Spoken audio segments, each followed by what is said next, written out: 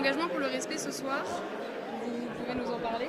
Mon engagement pour le respect, il est total et je suis convaincu que nous sommes aujourd'hui au début d'un grand mouvement.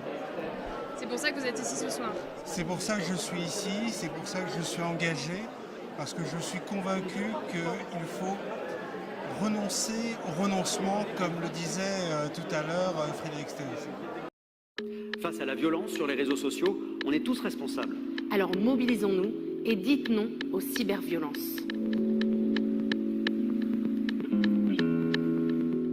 Au moment où nous avons signé ce partenariat, tous nos sites web, tous nos comptes officiels portent le label Respect Zone.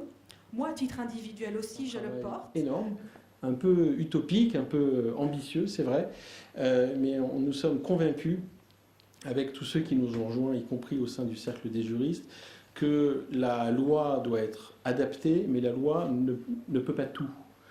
Et au-delà même des textes de loi et de la répression, il existe un effort à faire avec la société civile et les entreprises, qui est l'effort de prévention et d'éducation. Et c'est ce couple qui pourra être le seul couple gagnant. Merci pour votre invitation. Cela fait longtemps, tout d'abord, que j'ai entendu parler de Respect Zone, donc je ne découvre pas ça ce soir.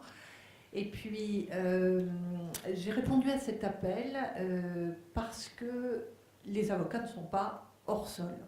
Les avocats sont directement concernés. La République est dans le contexte particulier où nous nous trouvons, où la violence monte et où chacun doit faire acte de responsabilité et tenir un propos qui soit à la hauteur des défis auxquels nous sommes confrontés. Je ne peux pas faire autrement que de vous apporter un soutien qui est un soutien sans faille, qui est un soutien enthousiaste et qui est un soutien dans la durée. Si j'ai souhaité signer cette charte, c'est parce que je pense qu'il n'y a pas de plus belle notion républicaine, et je terminerai par cela, que la notion de respect.